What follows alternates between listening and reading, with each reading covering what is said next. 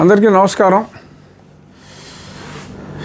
ఈ చిన్న సమావేశం ఉద్దేశం ఏమిటంటే, నిన్న విజయవాడలో కొన్ని సంఘాల వారు అంటే నా మీద ఏదో రకంగా దుమ్మెత్తి పొయ్యాలి అని తరచూ చూసే సంఘాల వారు నిన్న విజయవాడలో రాఘవయ్య పార్క్ దగ్గర ఒక సమావేశం నిర్వహించారు.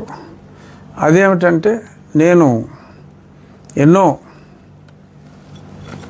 గృహాలు, ముఖ్యంగా దళితులు, వెనుకబడిన వారి గృహాలే టార్గెట్ చేసి కూల్చివేస్తున్నట్టుగా ఒక అపోహ సాక్షి వారి సౌజన్యంతో క్రియేట్ చేయాలి అని చెప్పి చూస్తున్నారు.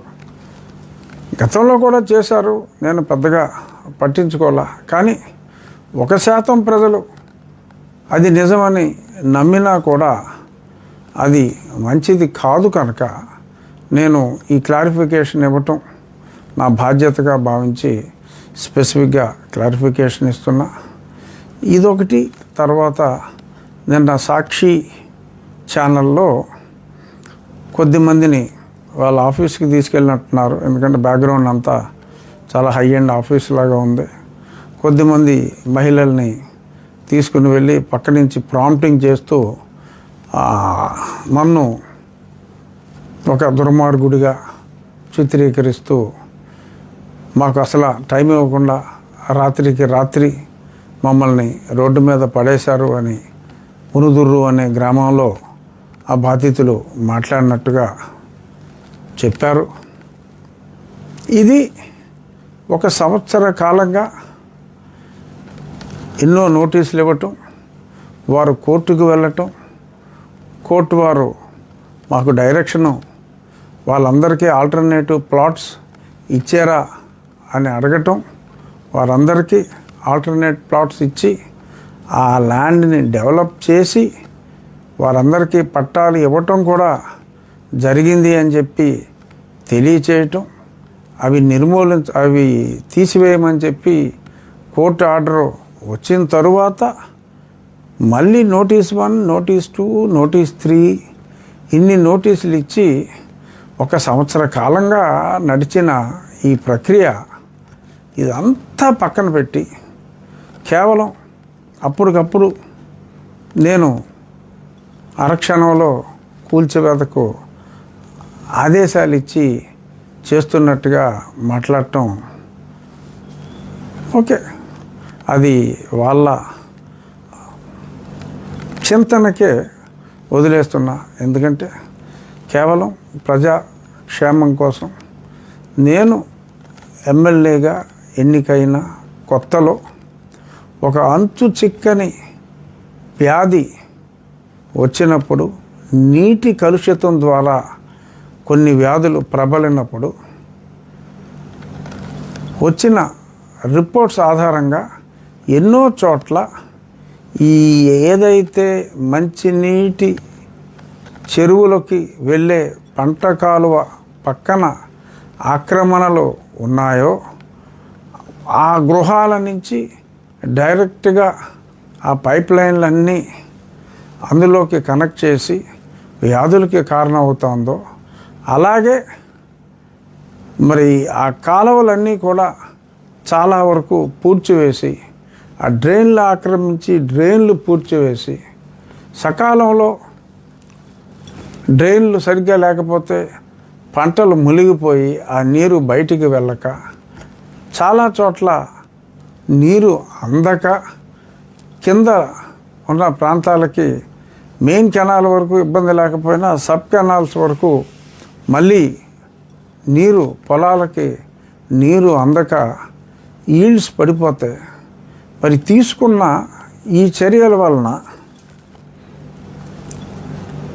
యావరేజ్ 10 బస్తాల ఈల్డ్, మినిమం లీస్ట్ 10 బస్తాల ఈల్డ్ వీరందరికీ పెరిగింది.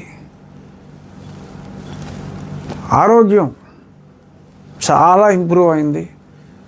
ఈ చెరువులో నీళ్ళు క్వాలిటీ ఇంప్రూవ్ చేయటమే కాకుండా మైక్రో ఫిల్టర్స్ అని చెప్పి ప్రతి చోట సిఎస్ఆర్ నిధులతో ఇన్స్టాల్ చేసి ఎటువంటి ఇబ్బంది లేకుండా చక్కటి తాగునీటి సౌకర్యం, డ్రైనేజ్ సౌకర్యం, మంచినీటి సౌకర్యం, ఇన్ని అద్భుతమైన సౌకర్యాలు నా నియోజకవర్గంలో ఎక్కడా లేని విధంగా అద్భుతంగా చేస్తే ఈ సాక్షివాడు ఇంకా ఎవరో కొన్ని ఆర్గనైజేషన్లు ఉన్నాయి, వాళ్ళందరూ కలిసి చేసిన మంచి గురించి ఒక్క మాట కూడా మాట్లాడకపోగా ఇది కూల్చేశాడు, అది కూల్చేశాడు.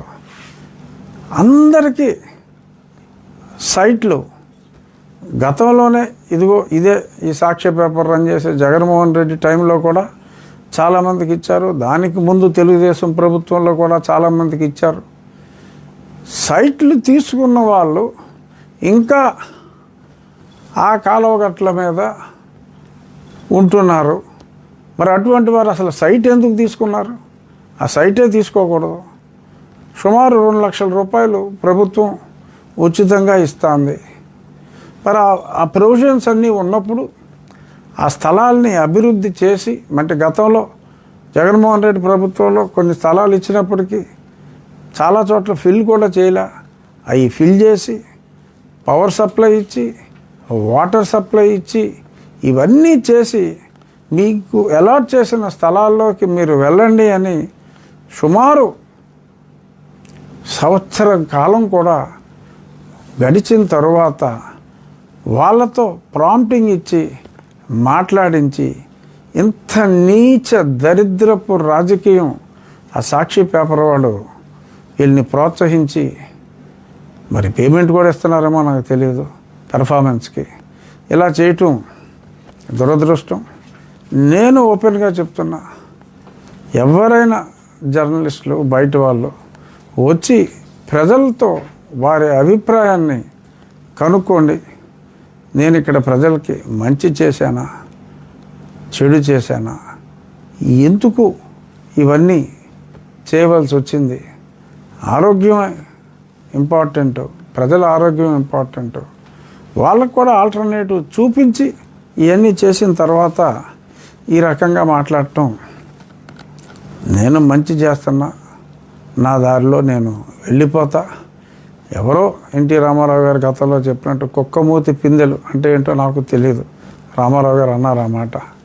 అటువంటి కుక్కమూతి పిందెలు ఎన్ని వాగుకున్నా, మీ ఛానల్స్లో పేమెంట్ ఇచ్చి ఎలాగ మాట్లాడించుకున్నా, అది మీ దౌర్బల్యంగా భావించి మిమ్మల్ని క్షమించి, కానీ ప్రజలకి నిజం చెప్పాలి కనుక ఈ నిజం నేను చెప్తున్నా.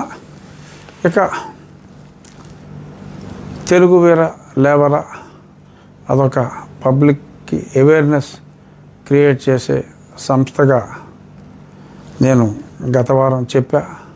అది రాజకీయ పార్టీ కాదని కూడా చాలా స్పష్టంగా చెప్పడం జరిగింది. ఈ మైకుల గోల మనకి తగ్గాలి, ప్రశాంతంగా జీవించే హక్కు మనకు ఉంది అని నేను ఆల్రెడీ క్లియర్గా కంప్లైంట్ ఎలా ఇవ్వాలి అని ఒక సింపుల్ కంప్లైంట్ ఫార్మాట్ కూడా పెట్టడం జరిగింది. కంపల్సరీగా అది పోలీసుల డ్యూటీ, అది నిలదీయటం మన హక్కు.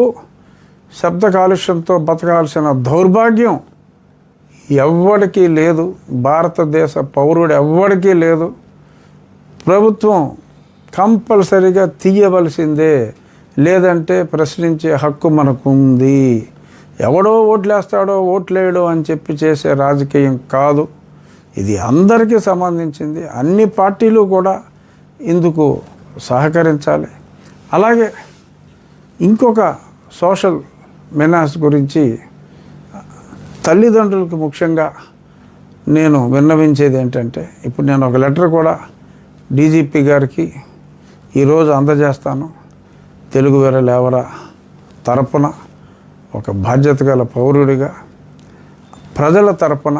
అదేమిటంటే, మనకు చట్టాలు ఉన్నాయి, కొత్త యాక్ట్ ఉంది.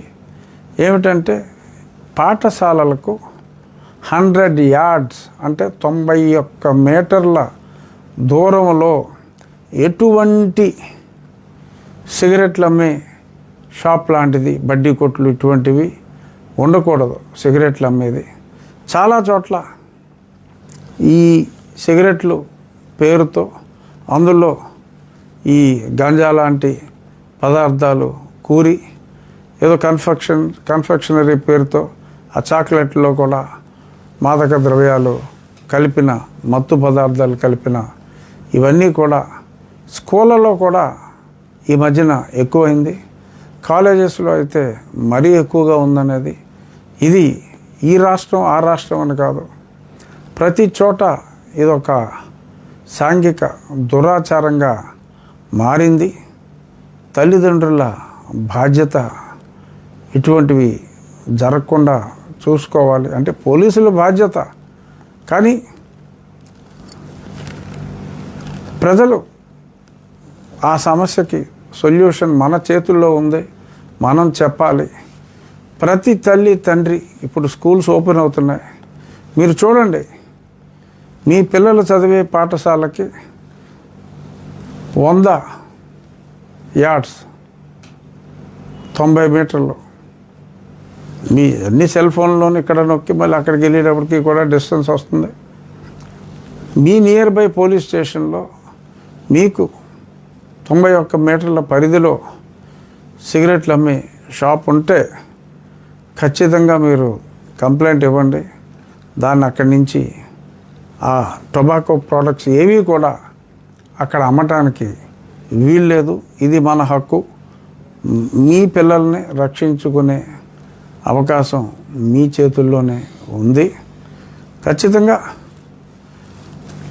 100 మీటర్లు ఆ 91 మీటర్ల పరిధిలో లేకుండా చూసుకోగలిగితే కొంతవరకు అరికట్టే అవకాశం ఉంటుంది. అబ్జర్వ్ చేయండి, ఎటువంటి అనుమానం ఉన్నా నియర్ బై పోలీస్ స్టేషన్లో చెప్పండి. నా వరకు నా నియోజకవర్గంలో ఉన్న 4 మండలాల పరిధిలో ఉన్న పోలీస్ అధికారులకి స్ట్రిక్ట్గా ఈ 100 యార్డ్స్లో ఎటువంటి టొబాకో అమ్మటానికి వీల్లేదు. ముందు మీరు చేయండి, ఆ తర్వాత పబ్లిక్కి కూడా నేను ఇన్ఫామ్ చేస్తాను. ఆ పబ్లిక్ మళ్ళీ కంప్లైంట్ వచ్చింది అంటే అది మీ మీద, పోలీస్ మీద చర్యలు తీసుకోవాల్సిన ఆవశ్యకత రావచ్చు. ఎట్టి పరిస్థితుల్లో ఇది స్కూళ్ళు తెరిచే లోపు మనం ఈ ప్రికాషన్ తీసుకుని దీన్ని సమూలంగా అరికట్టాలి అని మా పోలీస్ వారికి కూడా తెలియజేయటం జరిగింది. ఇది ముఖ్యంగా మన ప్రజల బాధ్యత మన చేతుల్లోనే ఉంది. నేను డీజీపీ గారికి ఇలా లేఖ కూడా పంపిస్తున్నా. జస్ట్ ఒకసారి ఆ లేఖ చూపిస్తున్నా, నేను చదివి కూడా వినిపిస్తా. ఇదేంటంటే, request for strict enforcement of section 6B of కోప్టా 2003 prohibition of tobacco shops within 100 yards of educational institutions. We Telugu Vera Levara, a citizens' initiative dedicated to addressing public grievances and enlightening people about their constitutional and legal rights, respectfully bring to your kind notice the widespread violation of tobacco control laws near educational institutions across Andhra Pradesh. As per Section 6B of Cigarettes and Other Tobacco Products Act, ante COPTA, simple ga, Cigarette and Other Tobacco Products Act 2003, the sale of cigarettes and other tobacco products is strictly prohibited within a radius of 100 yards, approximately 91 meters from any educational institution. It is also observed that many such shops are illegally selling tonic, ganja and other narcotic substances along with cigarettes, posing a serious threat to the health and safety of school children. Despite this clear legal mandate, many tobacco shops continue to operate in close proximity to schools, exposing young students to harmful products and violating their right to safe learning environment. We therefore humbly request your esteemed office to kindly issue necessary instructions to all SPs and commissioners of police in the state to conduct special drives to identify and remove all tobacco selling establishments functioning within 100 yards of schools and colleges. Ensure strict enforcement of penalties as per the Act and launch action against sale of ganja and other illicit substances. Direct SHOs to regularly monitor compliance in their jurisdictions. Issue directions for mandatory display of no tobacco sale within 100 yards near the educational institutions. ఇది చాలా స్పష్టంగా పేర్కోవటం జరిగింది. ఇది వెబ్సైట్లో కూడా దీన్ని పెడతాం. ఇది మీ హక్కు. పోలీసులకి తెలియజేయటం మన బాధ్యత. ఎందుకంటే వారు కూడా వారి పనుల్లో తలమునకలుగా ఉంటారు. ఎన్నో సమస్యలు ఉన్నాయి పోలీసు వారికి కూడా, ప్రజలకు సంబంధించినవి. మన బాధ్యత మనం గుర్తెరిగి అడగటం, నిలదీయటం మన హక్కు, చేయటం వారి బాధ్యత. చేయకపోతే ఖచ్చితంగా మనం చర్యలు తీసుకోమని చెప్పి డీజీపీ గారికి, సంబంధిత శాఖ మంత్రి గారికి తెలియచేసే హక్కు కూడా మనకుంది. సో కాబట్టి మైకులతో పాటు ఈ ఇష్యూను కూడా తెలుగు వేరే లేవరా తరపున టేకప్ చేయటం జరిగింది. అందరూ కూడా దీన్ని ముందుకు తీసుకెళ్లాలని మనస్ఫూర్తిగా కోరుకుంటూ ధన్యవాదాలు.